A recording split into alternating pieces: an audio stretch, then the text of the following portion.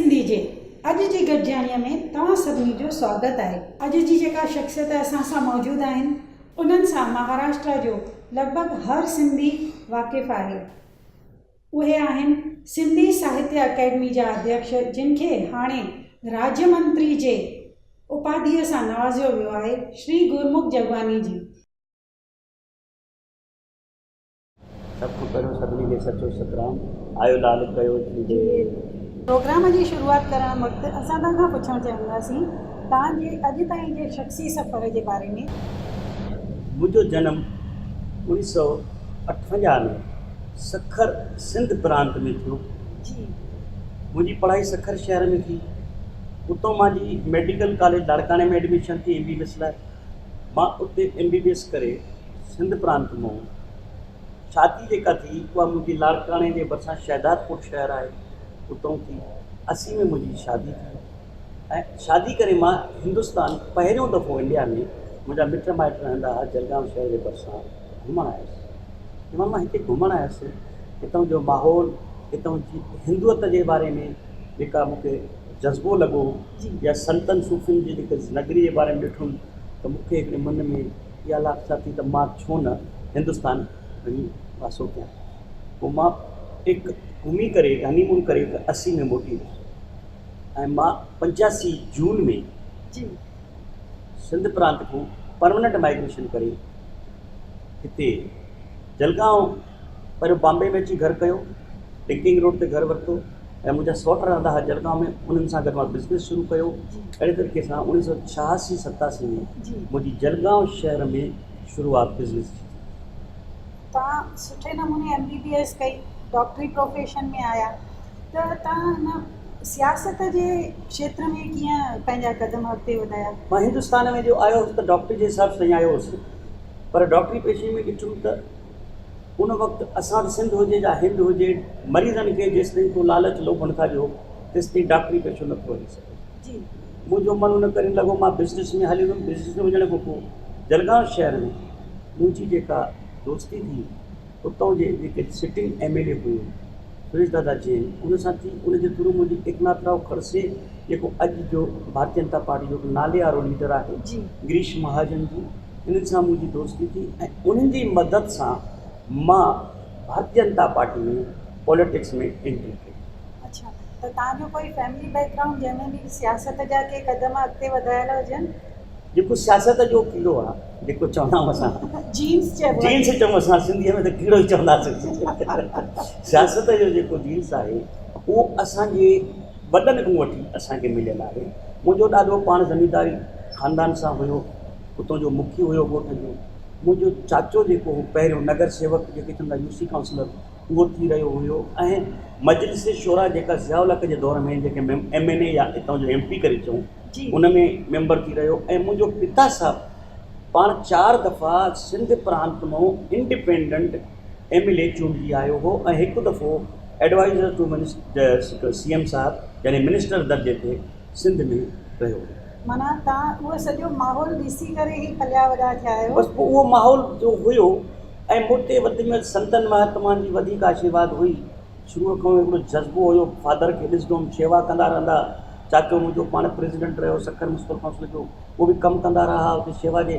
त उहा हिकिड़ी शेवा भावना जी जेका प्रेरणा असांखे वॾनि खां मिली, उहा हिकिड़े नस्ल में हलंदी आई ऐं उन प्रेरणा खे वठी करे मां बि पंहिंजे हिसाब सां पंहिंजे समाज जी शेवा जे लाइ जलगांव खां शुरूआत कई। 2004 में जंहिं महिल जलगांव में MLC जी सीट 50 सालनि खां जेका भारतीय जनता पार्टी न खटी हुई, न को मेंबर हुयो हुनजो, पहिरियों दफ़ो जंहिं महिल मूंखे एकनाथ राव खड़से चयो त बाबा तोखे हिते बीहाइणो आहे, त मां जंहिं महिल अभ्यास कयो त मूंखे एक्चुअली उन वक़्तु पूरी मराठी बि न ईंदी। अच्छा, हा, तव्हां पाकिस्तान मां सिंध मां लॾे आयुमि। सिंधी, उर्दू, इंग्लिश ते कमांड हुयो। हिंदी मां हिते सिखियुमि थोरी घणी, पर मराठी ते एतिरो अबूर न हो त मां परेशान थियुमि त मां MLC कीअं थींदुमि। लोकल स्थानिक स्वराज संस्था चवंदा आहिनि त चूंडियल माण्हू मां चूंडजी अचणु ॾाढो ॾुखियो हूंदो आहे। छोजो जेका मुंहिंजी इलेक्शन हुई उहा नगर पालिका में जेके चूंडियल काउंसलर हुया उहे मूंखे चूंडींदा। अच्छा, जेके स्थानिक स्वराज संस्था करे चवंदा आहिनि, उन मां मूंखे जंहिं महिल बीहायुमि त मूंखे हक़ीक़त में का ख़बर कान हुई त इलेक्शन कीअं थींदी। एकनाथ राव खड़से साहब जेके हाणे रेवेन्यू मिनिस्टर रहिया आहिनि, भारतीय जनता पार्टी जा वॾा कदावर नेता आहिनि, उन्हनि मुंहिंजी गिरीश महाजन उन वक़्तु मूंसां गॾु हुया, उन्हनि मिली करे ऐं सभिनी भारतीय जनता पार्टी मिली करे मुंहिंजी ॾाढी मदद कई ऐं मां पंहिंजो पाण खे उन वक़्तु ख़ुशनसीब सम्झुमि जो मूंखे रड़की साहिब मां उन वक़्तु आशीर्वाद मिली इलेक्शन में ऐं मां सिर्फ़ु 6 वोटनि खां जिते सिंधियुनि जा वोट ई कोन हुया 6 वोटनि खां 2004 दिसंबर में पहिरियों दफ़ो विधान परिषद में चूंडी करे। तव्हांखे जाम सारियूं वाधायूं हिन जे लाइ। महिरबानी जी। सिंधियुनि जे लाइ तव्हां हिन वक़्तु ताईं पंहिंजे कार्यकाल में केतिरा वॾा कार्य कया आहिनि सिंधी जातीअ खे हिमथाइण जे लाइ, हुनजे वाधारे जे लाइ? सिंधी जातीअ जो त सुवालु आहे त मां त चूंडजी आयुमि जनरल सीट ते तव्हां सभिनी लाइ कया, पर जंहिं महिल मुंहिंजी अॻियां जीअं मां तव्हांखे ॿुधायो न त 2004 खां पोइ ॿीहर मूंखे 2014 में अना पोस्ट करे MLC ॿीहर चूंडियो वियो मोदी साहिब जे दौर में ऐं मोदी साहिब जो मुंहिंजो सत्कार कयो वियो, उनजो अॻिते सफ़र आहे। पर पहिरियों जमाने में 2004 में चूंडजी आहिनि, उन वक़्तु वॾो में वॾो जेको मसइलो मुंहिंजे लाइ आयो सिंधी जातीअ जे लाइ उहो हुयो त असां वटि उल्हासनगर में 855 बिल्डिंग खे government of Maharashtra J judicial department high court notice ॾिनो हुयो त भई तव्हां इहे डिमोलिश कयो, इहे तव्हांजो इलीगल आहे। छो जो जेका असांखे ज़मीन अलाट थी हुई प्लाट जे हिसाब सां 1 फुट ज़मीन ते कंस्ट्रक्शन करणी त असां उते 3-4 फुट कंस्ट्रक्शन कई। कीअं बि थियो असां सिंधी आयासीं लॾे, असां वटि को वसीला कोन हुआ वधण जा, असां हीअं न वधियासीं, असां हीअं वधंदा हुआसीं। उहो जंहिं महिल मसइलो आयो एक्चुअली बिल्डिंगूं 3000 खां मथे हुयूं पर नोटिफाइड 855 थी।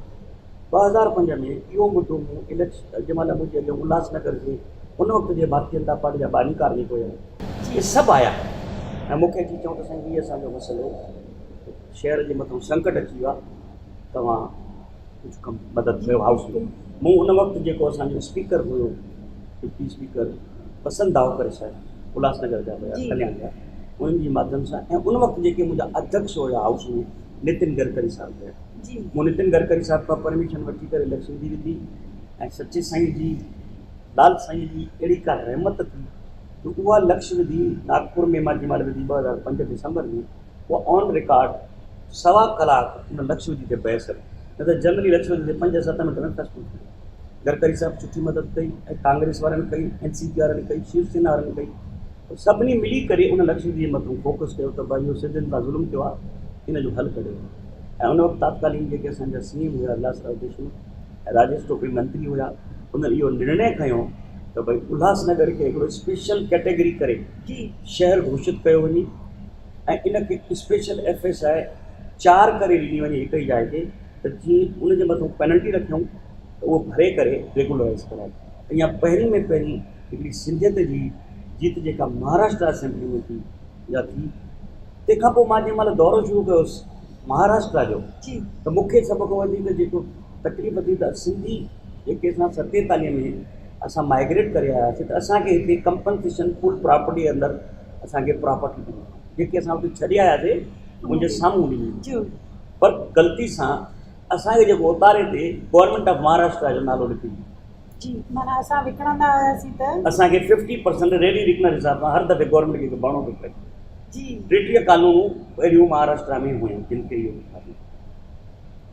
जंहिंमें थाणा कोपरी कॉलोनी हुई, अकोला ऐं नंढनि ॻोठनि में ॾाढी तकलीफ़ हुई, नागपुर, अकोला, जलगांव, नंदुरबार, धुलिया, चालीसगांव। इहो मसइलो बि मां 2007 खां वठी जेकॾहिं पाठ पुराओ कयो, एक्चुअली 5 खां कॾहिं लॻुमि 6 खां 2007 जे अंदरि गवर्नमेंट ऑफ महाराष्ट्र हिकिड़ो नोटिफिकेशन GR कढियो जंहिंमें इहो क्लियर कयूं ऐं इहा हिकिड़ी वॾी फ़ख्र जी ॻाल्हि आहे असांजे लाइ त पहिरियों दफ़ो गवर्नमेंट ऑफ महाराष्ट्र जी हिस्ट्री में GR में नालो लिखियो त भई माननीय आमदार गुरमुख जगवानी जी विनती अनुसार हे जेको निर्णय हुयो इहो ग़लति थियलु उन वक़्त जो, उनजी चूक दुरुस्ती करे ऐं असांखे 30 कानून खे बसता जेके चवंदा आहिनि B टर्नओवर खां मुक्त करे असांजी प्रॉपर्टीज़ खे A टर्नओवर में कयो वियो ऐं असांखे उन जे लाइ विदाउट कंहिं कंपनसेशन बणिजे, को दंड बणिजे, का पेनल्टी बणिजे, हिकिड़ो रुपयो वठी करे मात्र रुपए ते उहा प्रॉपर्टी असांजे नाले ट्रांसफर थी, जंहिंमें मां सम्झां थो त महाराष्ट्र जे अरबनि त करोड़नि का शइ कान्हे, एॾो वॾो असांजे सिंधियुनि जो फ़ाइदो जाम फ़ाइदो थियो। इहो त इहा हिकिड़ी वॾी उपलब्धि हुई। तंहिंखां पोइ नेशनलिटी जे लाइ मां डुकियुमि, मां सोनिया गांधी सां बि मिलियुमि। उन वक़्तु जेके असांजे सिंध प्रांत मां सिंधी लॾे था अचनि तकलीफ़नि जे लाइ, उनखे ॾाढी तकलीफ़ हुई।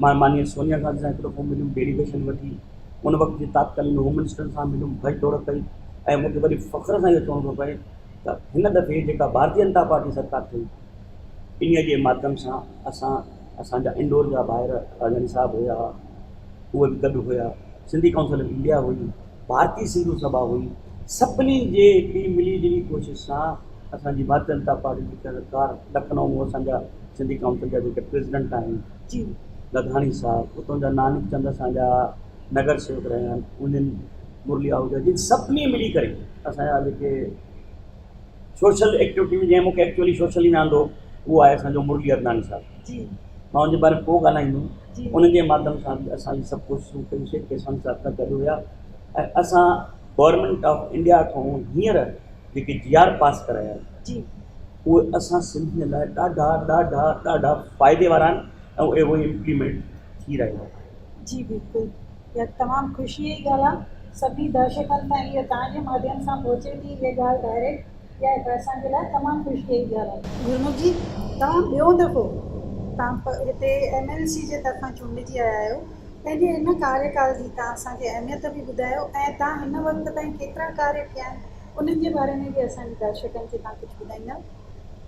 पहिरियों त मां इहो चवंदुमि त मेरे हिस्से से ज़्यादा साईं को शुक्र कंदो आहियां त मेरे हिस्से से ज़्यादा तूने मेरी थाली में परोसा है। कितनी भी मुश्किलें हैं ऊपर वाले मुझे तेरे पे भरोसा है। छीन कर खाने वाले का कभी पेट नहीं भरता और बांट कर खाने वाला कभी भूखा नहीं मरता। इन फार्मूले ते अमल कंदे असांजे साईं जे चवण ते असीं जॾहिं खां MLC मां थियुमि त मां उन वक़्तु कांग्रेस जी सरकार ई असांजी सिंधी साहित्य अकेडमी जेका असांजे सिंधियत जे लाइ तमामु ज़रूरी हुई उहा बंदि पई। 15 सालनि खां उहा अकेडमी बंदि पई हुई। विच में कुझु 3-4 महीननि जे लाइ डॉक्टर दयाल आशा खे अध्यक्ष करे खोलियूं, पर बजट हुयो 60,000। माना जेका असांजी हुई जेके सिंधियत जे वाधारे जे लाइ गवर्नमेंट जे तरफ़ां सहूलियतूं ॾियण वारी असांजी अकेडमी हुई, उहा अकेडमी ई बंदि पई हुई। अच्छा, 2014 खां पोइ जीअं मां वरी ॿीहर चूंडिजी वियुमि त मां उनजे कढ लॻुसि बंदि पियल अकेडमी खे खोलण जे लाइ। सेंटर जी सरकार अची वई, पहिरियों मोदी साहब प्राइम मिनिस्टर थिया, असांजी सुमती ईरानी जी असांजा फैमिली मेंबर हुई, उन्हनि खे पहिरियों अप्रोच कयोसीं। NCPSL जी नई स्थापना शुरू कयोसीं। पहिरियों NCPL तमामु वॾो हिकिड़ो इदारो आहे असांजे लाइ जेको सिंधियत लाइ कमु करे रहियो हुयो। उन में मूंखे मेंबर करे खयो वियो ऐं मूं पहिरीं मीटिंग में मैडम सुमती ईरानी सां जेका पहिरीं मीटिंग थी असांजी NCPL उन वक़्तु बजट हुयो असांजो 4 करोड़ रुपया। मूं पहिरीं मीटिंग में मैडम खे चयो त भई जेके तव्हां पुरस्कार ॾियो था ₹1 लख जो असांजे हिकिड़े साहित्यकार खे मदद करण जे लाइ, अॼु जे इहो पुरस्कार 20 साल पुराणो ₹1 हुयो। हाणे हेतिरी महांगाई थी वई आहे त तव्हां इहो पुरस्कार ₹1 नथो खपे। पोइ हुननि मूंखां पुछियो छा खपे, मां चयो 5 लख कयो ऐं जंहिंखे 50,000 ॾींदा उनखे ₹1 कयो। ऐं मूंखे वरी ख़ुशी आहे हिन ॻाल्हि जी त मैडम उते भरे स्पीच में चयो त जगवानी साहिब सां मां गॾु कमु कयो आहे ऐं मां हुन सां गॾु जलगांव में बि रही आहियां, कमु बि कयो आहे ऐं मां हिन जी डिमांड खे मञींदे 4 करोड़ मां 8 करोड़ रुपया पहिरीं मीटिंग में इहो फंड पास थियो ऑन रिकॉर्ड आहे। ऐं हर बेस्ट पुरस्कार जेको ॾींदा आहिनि उहो 5 लख रुपयो ॾिनो। उनजे माध्यम सां असां सिंधी वाधारे कोशिशि कईसीं सिंधी ॿोलीअ जे वाधारे लाइ, जंहिंमें असां इंदिरा गांधी ओपन यूनिवर्सिटी खे ₹1 करोड़ ॾिनोसीं, फैज़ाबाद यूनिवर्सिटी खे ₹1 करोड़ ॾिनोसीं, अहिड़े तरीक़े सां बॉम्बे में ₹1 करोड़ ॾिनोसीं उन कार्यकाल में। ऐं CDEX जे माध्यम सां सिंधी लिटरेचर खे ट्रांसफ़र करण जी कोशिशि कईसीं त जीअं ईंदड़ पीढ़ी जेका आहे असांजी जी उहा पोइम जेके शाइर राइटर जेके बि आहिनि उनखे पढ़ी सघे तीअं उहे रिज़र्व थियनि। तंहिंखां पोइ असां महाराष्ट्र सिंधी साहित्य अकेडमी ॾे वधियासीं जी। महाराष्ट्र जी सरकार थी, तंहिंखां पोइ असांजी सरकार ठही सेप्टेंबर अक्टूबर में, असीं उनजे करे लॻासीं। असां पहिरियों दफ़ो महाराष्ट्र सिंधी साहित्य अकेडमी जो गठन कयोसीं। असांखे मूंखे कार्याध्यक्ष करे उन खयो वियो, असां गॾु कोशिशि कईसीं। असां 30 ॼणनि खां वधीक असां उन में मेंबर कयासीं, छो जो मूंखे ख़बर आहे त असांजा सभु सिंधी VIPs आहिनि। हिकिड़ो बि को रहिजी वेंदो त असां सिंधियुनि में इहा वॾी में वॾी ॻाल्हि आहे त भई हिकिड़ो को रहिजी थो वञे त ॿियो वञी टंग छिकण जी कोशिशि कंदो आहे। ऐं उहो मूंखे पर्सनली इहो ॾाढो फील बि थियो आहे ऐं मूंसां इहो कयो बि वियो आहे जी। पर ठीकु आहे, हर कंहिंजो कमु आहे कोशिशि करणु। असां उहा कोशिशि कईसीं। असांखे पहिरें झटके में ₹1 करोड़ माननीय CM साहिबु विनोद तावड़े जी जेके असांजा मिनिस्टर हुया उन वक़्तु, अॼु बि आहिनि, ₹1 करोड़ असांखे बजट सेंक्शन कयूं। पर गवर्नमेंट नाम्स में छा हूंदो आहे, बजट खे कटौती लॻंदी आहे 20%, 30%। सभिनी स्कीमुनि खे लॻंदी आहे। अहिड़े तरीक़े सां असांखे 70 लख रुपया क़रीब। असांजो पहिरियों पर्पज़ जेको हुन में इहो हुयो त सिंधी जेके राइटर आहिनि, पोएट्स आहिनि, कलाकार आहिनि, जेके माना सिंध एकेडमी साहित्य सां तालुक़ु रखनि था, त उन्हनि जी मदद कई वञे, उन्हनि खे पुरस्कार ॾिनो वञे, उन्हनि जो सम्मान कयो वञे ऐं हर शहर में ख़बर पए त हे सिंधी राइटर आहे। पर हिन जी तकलीफ़ इहा थी वई, जेका मां अंदरि सिंधी साहित्य अकेडमी वञी करे ॾिठो त असांजी जेका भाषा आहे जी उहा अॼु वञे थी पोइते पवंदी। इहो ई पई मां तव्हांखां पुछणु चाहियां त तव्हां हाणे बि चयो त साहित्यकारनि जे लाइ तव्हां हेतिरो सुठो सहूलियतूं ॾिनियूं आहिनि, पर अॼु असांजी सिंधी लिपीअ ते ई हिकिड़ो आहे त देवनागरी लिपीअ में उहा कन्वर्ट थी वञे, जेका की उन जे बारे में मां तव्हांजी राय पुछणु चाहींदमि। हा, देवनागरी ते लिपि अचूं था, जेको मेन असांखे जो प्रॉब्लम अॼु जी तारीख़ में आहे उहो इहो आहे त साहित्यकार त आहिनि, लिखनि बि अथा सिंधी में, तव्हांजी देवनागरी में लिखनि था, तव्हांजी अरबिक लिपि में बि लिखनि था, पर पढ़ण वारा अॼु आहिनि ई कोन। तव्हां केतिरो बि लिखो, जेसिताईं तव्हांखे वाचक न हूंदो, पढ़ण वारो न हूंदो, तव्हांजी का वैल्यू कान्हे। बिल्कुलु उन जे लाइ मां माननीय CM साहिब सां हाणे 8 ॾींहं पहिरियों मिलियुमि ऐं उन्हनि खे ॿुधायो त असांजा हे प्रॉब्लम आहिनि, त उन्हनि जो तव्हांखे छा करिणो आहे। मां चयुमि साहित्य अकेडमी सां गॾु कला अकेडमी बि जोड़ी वञे, त जीअं जेके कलाकार आहिनि, जेके नाटक था कनि, नंढा नंढा वीडियोज़ ते सोशल मीडिया ते नंढा वीडियो ठाहिनि था, या पिक्चर जी माध्यम सां सिंधी कला खे ॾेखारीनि था। छो जो हिकिड़ी चवणी आहे त जेसिताईं इहे कलाकार, इहे राइटर, इहे शाइर जीअरानि, तेसिताईं असांजी सिंधी सभ्यता, सिंधी ॿोली जीअरी रहंदी। अगरि इहे गुम थी आहे त असांजी ॿोली कॾहिं बि ज़िंदा न रहंदी। इन्हनि जे सदके असांजी ॿोली हली रही आहे। त मूंखे CM साहिबु चयो ठीकु आहे, तव्हां भले कयो। ऐं हाणे नई जेको असांजो बजट ईंदो उन में कलाकार बि असां सां जुड़ंदा। असां उन कलाकारनि जे माध्यम सां सिंधी राइटर्स जी, जेको पोएट आहे, शाइर आहे, उन जी नंढियूं सीडियूं ठाराईंदासीं, वीडियो क्लिप्स ठाराईंदासीं, सोशल मीडिया ते हलाईंदासीं, सिंधी माण्हुनि ॾे मोकिलींदासीं। कोशिशि कंदासीं त हू लिखनि ऐं हू ॻाइनि ऐं हू वीडियो जे माध्यम सां, सोशल मीडिया सां असांजी सिंधी जेका आहे वधंदी रहे। अरबिक सिंधी जेका आहे, जेका असांजी ओरिजिनल असां सिंध प्रांत मां खणी आयासीं, एक्चुअली इहा मुग़लनि जे दौर खां पोइ, जंहिं महिल ही मोहम्मद बिन क़ासिम जो दौरु आयो, जे सिंध ते राजा ॾहर ते हमिलो थियो, त मोहम्मद बिन क़ासिम थी जॾहिं कब्ज़ो वरितो त इहो अरबिक लिपि खणी आयो। ओरिजिनल असांजी जेका सिंधी आहे उहा देवनागरी में हुई, शुरू में अरबिक लिपि न हुई, अरब खां आई, तॾहिं हुनखे अरबिक लिपि चवंदा आहियूं। उन खां पहिरियों जेका हुई उहा असांजी हिंदी लिपि में लिखंदा हुआ, जेके देवनागरी बि चई सघूं। अरबिक लिपि जेका उनजो वाधारो जंहिं महिल थियो, जॾहिं मोहम्मद बिन क़ासिम सिंध प्रांत में आयो, तॾहिं खां असांजी अरबिक लिपि चालू थी। अरबिक लिपि कॾहिं ख़तमु न थींदी जेसिताईं इहा दुनिया आहे, जेसिताईं सिंध प्रांत आहे। जो सिंध प्रांत में अॼु बि 3 करोड़ खां वधीक सिंधी मुस्लिम जेको रहे थो, उहो अरबिक भाषा में लिखे थो। असांखे तकलीफ़ कहिड़ी आहे हिंदुस्तान में, असां वटि अरबिक भाषा जा जेके क्लासिस खुलिया हुया पहिरीं, उहे आस्ते आस्ते बंदि था थींदा वञनि। छो जो 58-60 खां असांजी तकलीफ़ इहा आई त असां माण्हुनि खे सेटल थियण लाइ तकलीफ़ हुई, घर न हो, दुकान न हुआ, धंधा न हुआ, बिज़नेस न हुआ। असांखे पहिरियों इहो कमु करिणो हो त असां पंहिंजी सेटलमेंट कयूं। सेटलमेंट करण खां पोइ जंहिं महिल असां एजुकेशन जी फील्ड में आयासीं, असांजा ॿार वधिया, असां सेटल थी वियासीं। 80s 70s खां पोइ असांजी ॿारनि जी एडमिशन जे लाइ कोशिशि थियण पई। तव्हां ॾिसंदव त सिंधी 70s खां पोइ गवर्नमेंट सर्विस में वधी विया आहिनि, नौकरियुनि में वधी विया आहिनि, एजुकेशन जी फील्ड में वधी विया आहिनि, डॉक्टर्स वधी विया आहिनि, इंजीनियर वधी विया आहिनि। त इहे जेके वधिया, उन वक़्तु सिंधी भाषा ॾे ध्यानु ई न ॾिनो। उन में ग़लती असांजी वॾनि जी आहे। असां इंग्लिश ते, हिंदी ते, लोकल भाषाउनि ते ध्यानु ॾींदो। ऐं इहो ज़रूरी बि आहे त जंहिं स्टेट में असां रहूं था, असां वटि हिंदुस्तान में सभिनी स्टेट्स में रहूं था, 5 खां 6 स्टेट में असां सिंधियुनि जी मेजॉरिटी आहे, जंहिंमें गुजरात, महाराष्ट्र, MP, छत्तीसगढ़, राजस्थान ऐं दिल्ली ऐं UP में। बाक़ी स्टेट्स में असां तमामु घटि आहियूं। हा, त असां जंहिं स्टेट में रहूं था उन स्टेट जी बि ॿोली सिखणु ज़रूरी आहे। अगरि असांखे लोकल माण्हुनि सां लोकल स्टेट में रहणो आहे त पहिरियों उन ॿोली ते बि कमांड हासिलु करणु ज़रूरी आहे। त असांजो उन वक़्तु पर्पज़ जेको सो सिंधियत तां हटिजी वियो। असांजी यंग जनरेशन जेका आहे, सिंधी पढ़ी कान। स्कूल जेके हुयासीं बंदि थी विया, देवलाली में बंदि थी वियो, उल्हासनगर में बंदि थी वियो, जलगांव में बंदि थी वियो, डुलिया में बंदि थी वियो। हाणे असां कोशिशि करे रहिया आहियूं। माना हालातुनि जे हलंदे असांजे लिपीअ ते बि असरु अची वियो, ॿोलीअ ते बि असरु अची वियो।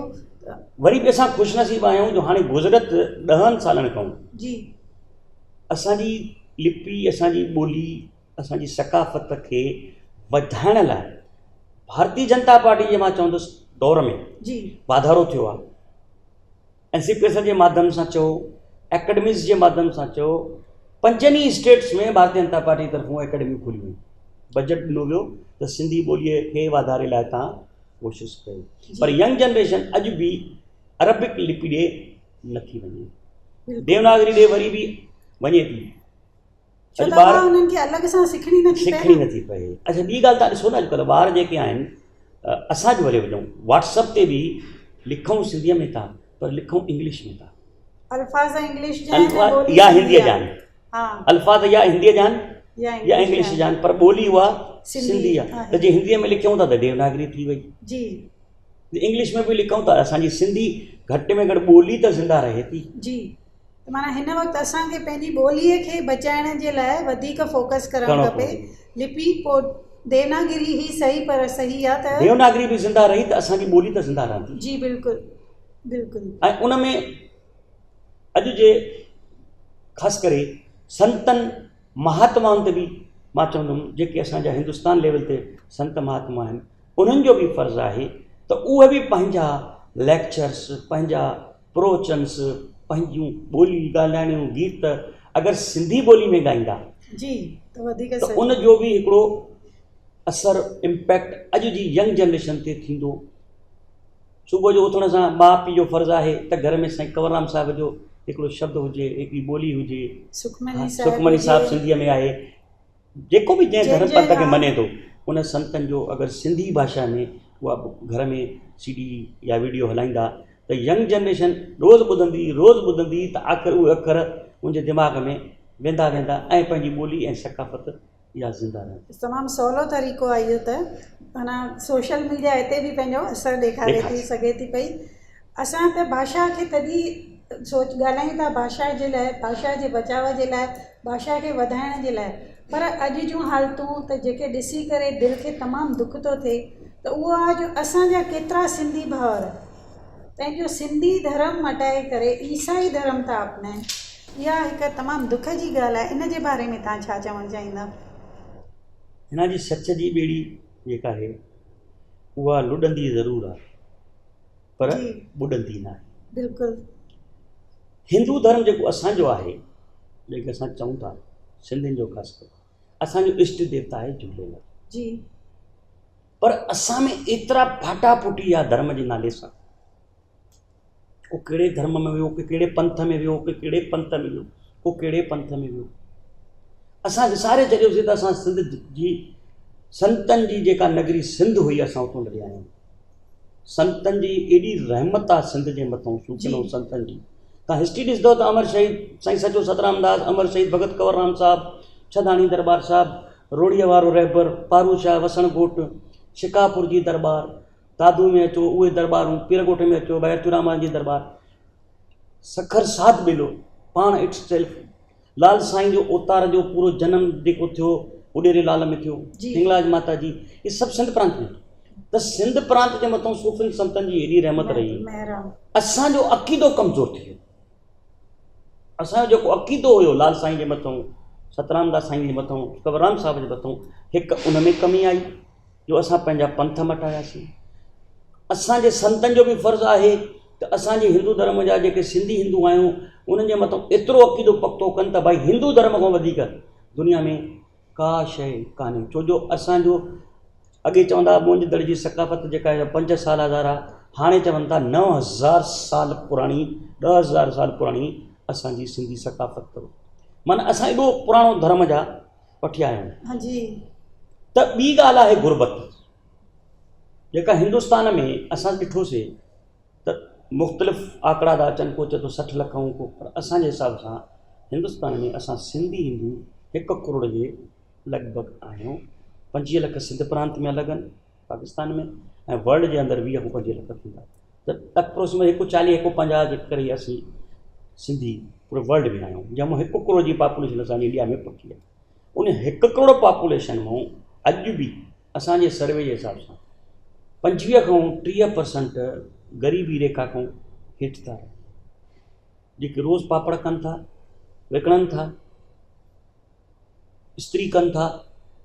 हक़ीक़त ॿुधायो, जी सही आहे। मर्द सुबुह जो वञनि था रोज़ रोज़गार ते, शाम जो कमाइनि था त खाइनि था, या के मंथली बीठल आहिनि त 8, 10, 15 हज़ार।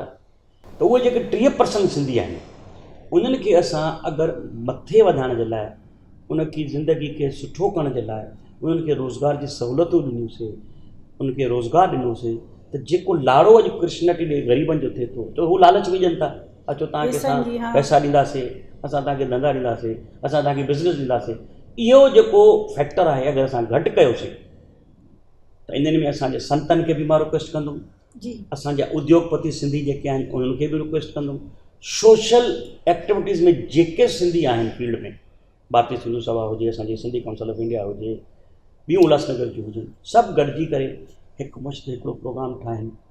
उन प्रोग्राम जे माध्यम सां इन ग़रीबीअ खे कीअं हटायो वञे, इन जे लाइ इंटरनेशनल अलायंस वारा बि तयारु आहिनि मदद करण लाइ। त सॉलिड प्रोजेक्ट खणी अचो, असां तव्हांखे फंडिंग कंदासीं।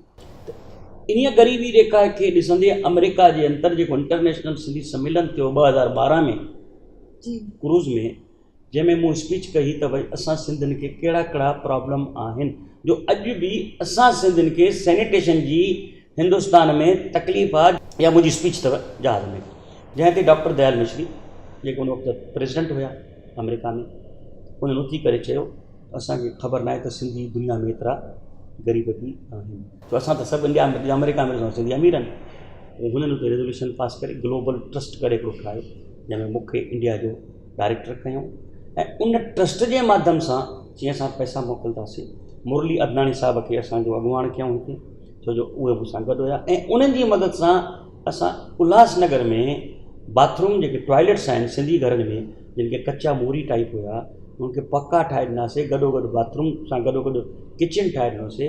ऐं मूंखे फ़ख्र सां चवणो थो पए त 200 खां वधीक अॼु ताईं असां उहे ठाहे चुका आहियूं, जंहिंमें अञा ताईं असांखे इंटरनेशनल फंडिंग कुझु न थी आहे।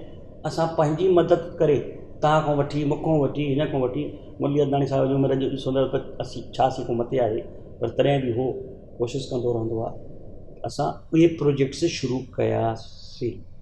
मां कोशिशि इहा कंदुमि त ईंदड़ 3 सालनि में जेको कार्यकाल हलंदो असांजो, सिंधी फ़नकारनि खे एतिरो मथे आणूं जो उन्हनि जो मान सम्मान थिए, उहे रिकग्नाइज़ करे सघनि। अॼु कलाकार असांजा ॾाढा तकलीफ़ में। जी बिल्कुलु। गुरमुख जी, तव्हां सां असां जेतिरी देरि हाणे ॻाल्हायो आहे त तव्हां बार बार संतनि जो, पीरनि जो नालो खयो आहे, ऐं तव्हां असांखे ॿुधायो आहे त असांखे पंहिंजो अक़ीदो उन्हनि में अञा मज़बूत करणु घुरिजे। तव्हांजो कोई शख़्सी अनुभव पीरनि सां, संतनि सां? शख़्सी अनुभव घणा ई आहिनि। मां साईं मां समाज जे लाइ, पंहिंजे लाइ घणा ई दफ़ा शीश वरिती आहे ऐं उन आसीस में सक्सेस थी। साईं जन के माना? साईं साधराम साहिबु जी। जॾहिं मुंहिंजी इलेक्शन पहिरीं थी, रिज़ल्ट अचिणो हो, सुबुह जो राति जो साईं जो फ़ोन आयो, सिंध प्रांत मां राजा साईं जो फ़ोन आयो, जेकी साईं वॾा घर में गुरू गांधी जी साईं मूंखे प्यार सां चवंदा आहिनि गुरू गांधी साईं, कि सुभाणे तुंहिंजो रिज़ल्ट आहे। मां तो फास चई खड़से साहिबु किथे आहे? ख़बर आहिनि सही वाक़िफ़ आहिनि, खड़से जेके बीजेपी जा। मां चयो मुंहिंजे घर सुम्हिया ई पिया, राति जो 2:30 बजे जी ॻाल्हि आहे, सुबुह जो रिज़ल्ट हुजे। चई सुम्हिया पिया आहिनि, मिठाई पई थी घर में, मां तो फास चई मिठाई खणी खाधे चयोसि। मां चयुमि साईं एॾो कॉन्फिडेंस, चई असां तोखे चवंदा तूं सुबुह खटी में, असां तोखे 1:30 बजे फ़ोन करे तोखे वाधाई ॾींदासीं। ऐं तव्हां यकीन कंदव असांजी हारियल सीट पहिरियों 2004 जी, जंहिंमें मूंखे काई उमेदु न हुई त मां खटंदुमि, सिर्फ़ु 6 वोटनि सां मां खटियुमि, ऐं 1:30 बजे रिज़ल्ट आयो, ऐं मथां साईं जो फ़ोन आयो ऐं आशीर्वाद ॾेई मिठाई खाराइण ॿुधायूं। अहिड़े तरीक़े सां 2008 में मुंहिंजे मथां हिकिड़ो वॾो प्रॉब्लम आयो, ज़ात मुंहिंजी पंहिंजी पर्सनल, खे मूंखे ब्रेन ट्यूमर थी पियो। Brain tumour? बेलगांव में इलेक्शन हुई मेंबर पार्लियामेंट जी, उहा ख़तमु थी, रिज़ल्ट वारे ॾींहुं मूंखे उते वठी आया, MRI करायूं, त डॉक्टर मूंखे डायग्नोस कयो त भई तोखे 3.2 जो mm जो मिड ब्रेन ते हिकिड़ो वॾो ट्यूमर आहे, जेको एॾो वॾो आहे जो हिन वक़्तु असां थींदा कयोसीं। ऐं मूंखे रातो की राति जो खणाए करे बम्बई डॉक्टर सिंगल वटि बॉम्बे हॉस्पिटल में एडमिट कयूं। सभु मुंहिंजा पॉलिटिकल दोस्त सभु हुया, घर वारा, ऐं मुंहिंजी वाइफ उन वक़्तु मूंखे ॾाढो वॾो सपोर्ट कई ऐं साथ ॾिनो त भई न चिंता न आहे। असीं आयासीं बॉम्बे हॉस्पिटल में, डॉक्टर चेकअप कयो, सुबुह जो मूंखे चयो ब्रेन ट्यूमर त आहे पर इन जी का सर्जरी बि कान थींदी ऐं हिन जी का ट्रीटमेंट बि कान्हे का, पर जेतिरो लाइफ प्रोलॉन्ग थी सघी असां मेडिसिन ते रखंदासीं। हाणे ठीकु आहे। मूं राति जो साईं खे फ़ोन कयो जलगांव निकिरण खां पहिरियों, त साईं जन मूंखे चयो मां सुबुह ॻाल्हाईंदुसि। सुबुह जो 6:30-7 बजे मां बॉम्बे हॉस्पिटल वञा थो, साईं जो फ़ोन आयो। खिली करे चई गुरू पहिरियों दर साईं कि छा हाल आहे? मां चयो साईं हे ब्रेन ट्यूमर डायग्नोस कयो। त साईं जे वात मुंहिंजे अखर निकिता, उन्हनि मुंहिंजी ज़िंदगी मटे छॾी। साईं जन मूंखे खिली करे चयो गुरू नाने खे, माना सचे साईं खे, सतराम दादा खे, तूं घणा कम वठंदा, तोखे सिंध ते घणा कम वठंदा अथसि, तोखे कुझु न थींदो। 3 ॾींहंनि खां पोइ मां तोसां वरी ॻाल्हाईंदुमि। मां हाणे वञा थो मान सरोवर, मुंहिंजो मोबाइल बंदि रहंदो। 3 ॾींहंनि खां पोइ मां तोसां ॻाल्हाईंदुमि, तोखे कुझु न थींदो। इहे वचन जे महिल साईं वात में निकिता त 3 ॾींहं डायग्नोस हलंदी रही। ठक एग्ज़ैक्ट 3 ॾींहं उहे बि टेस्ट कयूं। उन टेस्ट पूरी थी त मुंहिंजा माइट सभु खिलनि पिया वेठा। मां चवां तव्हां खिलो था पिया?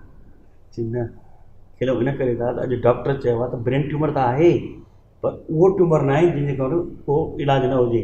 हे ट्यूबरकुलोमा जो ट्यूमर थियो आहे, ॿाहिरों इन्फेक्शन थी आहे, उनजी ट्रीटमेंट आहे ऐं 6 महीना ट्रीटमेंट हलंदी ऐं बिल्कुलु ट्यूमर निकिरी वेंदो। ऐं सचे साईं जी रहमत थी जो मुंहिंजी 6 महीना ट्रीटमेंट हली ऐं मुंहिंजो उहो ट्यूमर निकिरी वियो। पर उन 6 महीने जेको एक्सपीरियंस आहे हिन जी मुंहिंजी लाइफ में अनविसरंदड़ एक्सपीरियंस आहे, जो उन 6 महीना मां बैठ के हुउसि। 6 महीने जी ट्रीटमेंट पे हली। उन 6 महीननि में मुंहिंजी घरवारी, मुंहिंजे ॿारनि, मुंहिंजे भाइरनि जेका मुंहिंजी सपोर्ट कई दोस्तनि, उते मूंखे लॻो त घरवारीअ खां बग़ैर ज़िंदगी इंसान जी हक़ीक़त में अधूरी अथव। हक़ ते चवंदा आहिनि त वाइफ अर्धांगिनी हूंदी आहे, ॿियो शरीर हूंदो आहे। बीमारी में ई मुश्किल हालात में घरवारी जी ख़बर पवंदी आहे, हुन मूंखे हर तरीक़े जो साथ ॾिनो जी। त अहिड़ी पर 6 महीने खां पोइ मां ठीकु थियुमि त मां रड़की साहिबु मथो टेकणु लॻुमि ऐं साईं जन खे हथ ॿधी करे चयो साईं तव्हांजी आशीष थी। त साईं जन खिली करे चयो असां त नाने साईं खे, सचे सतराम खे अरदास कईसीं तुंहिंजे लाइ, पर को अहिड़ो ग़रीब अथई जंहिंजो तुंहिंजे हथों जाने अनजाने में कमु थियो ऐं उन्हीअ ग़रीब जी नाने साईं ते वॾी जेका तुंहिंजे लाइ बास बासी या पूजाऊं कयूं या साईं खे अरदास कई, उहे अरदास बि कंहिं ग़रीब जी हुते घणी थी। तंहिंखां पोइ अॼु खां पोइ को बि ग़रीब घर ते अचे त गुरुमुख हिन खे ख़ाली न मोटाइजांइ, जेका थी सघे पंहिंजी कोशिशि करे उनजो कमु करण जी कोशिशि कंदा आहिनि। उन्हनि वचननि खे खणी मां उन खां पोइ हलंदो आहियां ऐं मूंखे हिन में फुल सपोर्ट मुंहिंजी घरवारी जी आहे। असांखे हाणे इहा बि ख़बर पए, माना प्रैक्टिकली इहो बि अनुभव थियो त साईं हर कंहिंजे मथां हिकु ज़िमेदारी रखी करे मोकिलींदो आहे। इहा तव्हांजे मथां सिंधियत जी ज़िमेदारी तव्हांजे कुलनि ते साईं जन रखी मोकिलियो आहे। तव्हांखे अञा सुठी सघ ॾींदो रहे साईं, त जीअं अञा तव्हां सिंधियत जे वाधारे जे लाइ कई कम कंदा रहो। ॻाल्हि खे अॻिते वधाईंदे मां इहो ज़रूरु पुछणु चाहींदसि त जेको असांजी भाषा जो सिंधियत जो नुक़सानु आहे उहो हिकु सभिनी जे मुंहं मां असां ॿुधंदा आहियूं त असां सिंधियुनि खे हिकु स्टेट कान्हे, त छा ईंदड़ वक़्त में जीअं तव्हां हेतिरियूं कोशिशूं करे रहिया आहियो त असां हिकु स्टेट जो सुपिनो ॾिसी सघूं था? जे प्रैक्टिकली पुछो त सुपिनो ई हूंदो आहे, सुपिनो साकार न थींदो। इहो सुपिनो साकार थिए आहे उन वक़्तु महिल 47 में असां लॾी आयासीं, या आदिपुर कच्छ में असांखे स्टेट जी ऑफर कई वई ऐं उतां जे उन वक़्त जे लीडरनि कोशिशि बि कई, शहर बि वसायो गादीपुर। हाणे इहो सुपिनो ई बेकार आहे, छो जो असां एतिरा टिड़ी पकड़िजी विया आहियूं। असांजी जेका सिंधियुनि जी अॼुकल्ह जेका पीढ़ी आहे एतिरी अॻिते हली वई आहे जो हो जंहिं स्टेट में रहनि था। मां त इहा ई सिंधियुनि खे अपील कंदुमि त तव्हां जिथे बि रहो था पूरी दुनिया में, उते पंहिंजी सिंध ठाहियो, उते पंहिंजी सकाफ़त वधायो, उते पंहिंजी ॿोली वधायो, उन स्टेट खे ई पंहिंजी सिंध मां करे सम्झो, तॾहिं असांजी उन्नति थी। जी, इहो मुश्किल आहे ॾाढो हिन दौर में। पॉलिटिकली बि चवां, सिंध जे हिसाब सां बि चवां, इहे जेके बि माण्हू चवनि था इहे ॻाल्हियूं आहिनि। जी, पर असांखे लैंडलेस सिंधी करे बि असांखे गवर्नमेंट जे तरफ़ां हिकु नागरिकता जा हक़ त असां सिंधियुनि जो हक़ आहे न, उहे बि त असांखे मिलणु खपनि। असां वटि नागरिकता जा हक़ त सभु आहिनि, पर असां अॼु खां असां जॾहिं सोनिया गांधी साहब मनमोहन साहब प्राइम मिनिस्टर त हिकिड़ो डेलीगेशन खणी मुरली अदनाणी मां नानिका हुजा अमरावती मां कन्यालाल गिदवाणी साहब जेके मूंसां गॾु MLC हुया गुज़ारे विया आहिनि गॾिजी करे सोनिया गांधी सां मिलियासीं जंहिंमें असां हिकिड़ो मेमोरेंडम ॾिनो होसीं त जीअं असां सिंधियुनि खे स्टेट कान्हे का त असांखे उन जे बदिले कुझु हक़ ॾिना वञनि जंहिंमें हिकिड़ी असांजी डिमांड हुई त सिंधियुनि खे हिकिड़ो बोर्ड ठाहे ॾिनो वञे जंहिंमें 2-3 हज़ार करोड़ जी असांखे ग्रांट ॾिनी वञे त जीअं असां हिंदुस्तान में ग़रीब सिंधियुनि जे लाइ उन जे माध्यम सां कमु कयूं जीअं ॿियनि क़ौमुनि खे जीअं मौलाना अब्दुल कलाम आज़ाद बोर्ड आहे उन्हनि खे पैसा ॾींदी आहे सरकार ऐं उहे ग़रीब मुस्लमाननि खे उन मां बग़ैर इंट्रस्ट जे पैसा ॾींदा आहिनि धंधे करण लाइ पैसा ॾींदा आहिनि एजुकेशन लाइ पैसा ॾींदा आहिनि मेडिकल लाइ पैसा ॾींदा आहिनि साॻे तर्ज़ ते असां डिमांड कईसीं सोनिया गांधी खां त असांखे इहो बोर्ड ठाहे ॾिनो वञे जंहिं माध्यम सां असां बि जिते लैंडलेस आहियूं असां वटि स्टेट कान्हे का त घटि में घटि हिन जे माध्यम सां ऐं वधि में वधि सिंधी असां टैक्स पेयर बि आहियूं इंडिया जा जी बिल्कुलु वधि में वधि असां टैक्स पेयर आहियूं जी त उहे टैक्स जे माध्यम सां असांखे रेवेन्यू ॾिनो वञे त असां उन्हनि ग़रीबनि जी शेवा कयूं उन वक़्तु इहा हाथी हिकिड़ो सिंधु भवन ॾिनो वञे दिल्ली में जिते असां पंहिंजे झूलेलाल साईं जी वॾी का मंदरु ठाहियूं या भवन ठाहियूं जीअं असां बि किथे जीअं चवंदा आहियूं असां मुल्क था वञूं ॿिया चवंदा आहिनि कहाँ जा रहे चई गांव जा रहे त असां बि चई सघूं त भई असांजो दिल्लीअ में हिकिड़ो या असांजो कच्छ में या हिकिड़ो सिंधु भवन आहे जिते असां वञी करे 2 ॾींहं पंहिंजो कार्य करे सघूं इहा डिमांडूं असां उन वक़्त जे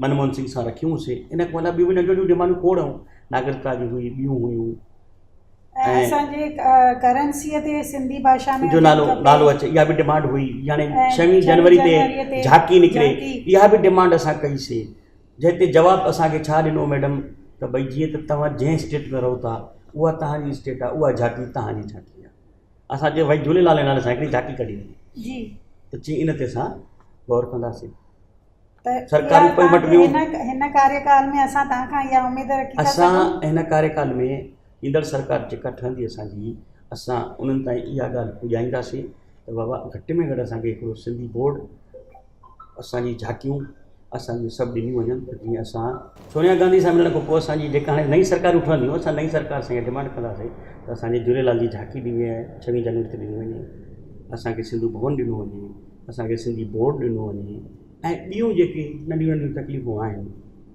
उहे दूरि कयूं वञनि त जीअं सिंधी समाज जो ख़ासि करे असांजी गुरबत जेका आहे जी इहा दूरि कई वञे इन मां हाणे तव्हांजे हिन कार्यकाल में बि तव्हांजे मथां असांजी चङियूं आशाऊं आहिनि ऐं तव्हांजे हर कार्य में हर सिंधी अकेडमी हर सिंधी सभा नंढी हुजे चाहे वॾी हुजे ऐं असांजो दिलेर सिंधी चैनल बि तव्हां सां इन कार्य में हमेशह तव्हां सां आग्रही रहंदो ऐं तव्हांखे असां तव्हांजे कार्यकाल जूं शुभकामनाऊं था ॾियूं पिया गुरमुख जी हिकिड़ो सुवाल मां ज़रूरु पुछणु चाहींदमि त अॼु असां सां गॾिजी करे असांजे चैनल ते अची तव्हांखे कीअं लॻो तव्हांखे त मां वाधायूं थो ॾियणु चाहियां एक्चुअली त पहिरियों ॼणु खपनि त हिकु नए कम जी तव्हां शुरूआति कई आहे हीउ हिकिड़ो तमामु ॾुखियो जॉब बि आहे तमामु टाइम कंज़्यूमिंग जॉब बि आहे एक्सपेंसिव जॉब बि आहे और शुरूआति करण सां ई असांजे समाज में अञा केतिरा हीरा अहिड़ा आहिनि जेके कमु त कनि था पर उनजी क़दुरु कान्हे का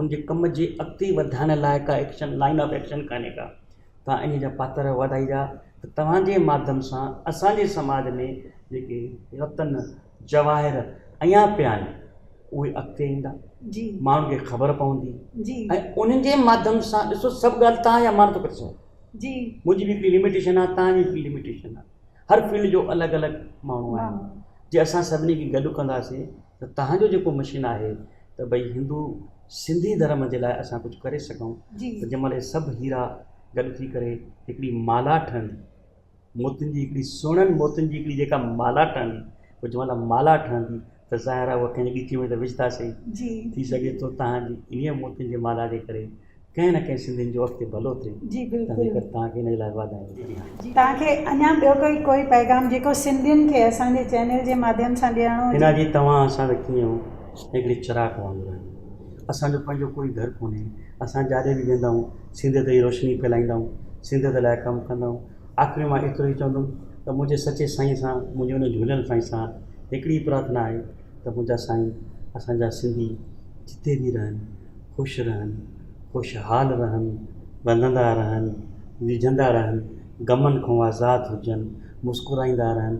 ऐं मां हमेशह जिते बि वेंदो आहियां सिंधियुनि जा हिकिड़ी चवंदो आहियां त मुर्ख हर महिलात जी, मुर्ख हर महिलात जी मां तोतो घोरे छॾियां, मुर्ख हर महिलात जी मां तोतो घोरे छॾियां, मुंहिंजो वस पुॼे त मां हर सिंधीअ खे सोन में तोरे छॾियां, वाह। सोन में तोरे छॾियां। तव्हां घुरायो, तव्हांजी वॾी वॾी महिरबानी। ऐं असांजे लाइ कोई बि सिंधियत लाइ कमु हुजे, ॾुख हुजे, सुख हुजे, कंहिं बि सिंधी भाउ खे हिंदुस्तान लेवल ते हुजे, असांखे यादि कंदा त असां कोशिशि कंदासीं त उन कम में शरीक थी करे सचे साईं जी आशीर्वाद वठी करे उन जो कमु अॻिते वधायूं। महिरबानी। अॼु गुरमुख जी सां ॻाल्हाए करे फ़नकारनि जो जोश उत्साह वधियो हूंदो ऐं चङियूं ई नयूं ॻाल्हियूं असांखे ख़बर पयूं हूंदियूं ऐं चङियूं नयूं उमेदियूं बि असांजे अंदरि जागियूं आहिनि। तव्हांखे गुरमुख जगवानी जी खां अगरि कोई ॿियो बि सवाल पुछिणो हुजे त कमेंट बॉक्स में ज़रूरु ॿुधाईंदा असांखे, त जीअं असां गुरमुख जगवानी जी ताईं तव्हांजो उहो सवाल पहुचाए सघूं। तव्हांजे शुभकामनाउनि जे लाइ ढेर सारी धन्यवाद ऐं हमेशह असां सां हिन कार्य में सहयोग ॾींदा रहंदा, इहा असांखे उमेद आहे तव्हां मां। दर्शको, हेतिरियूं संस्थाऊं NCPSL, सिंधु अकेडमी चङो ई सुठो कार्य करे रहियूं आहिनि। अचो त ॾेई हथ में हथु हिकु क़दम अॻिते वधायूं, सिंधी ॿोली ऐं तहज़ीब खे ऊचाइयुनि ताईं पहुचायूं, सिंधियुनि जो शान वधायूं। जीअं असांजी सिंधियत।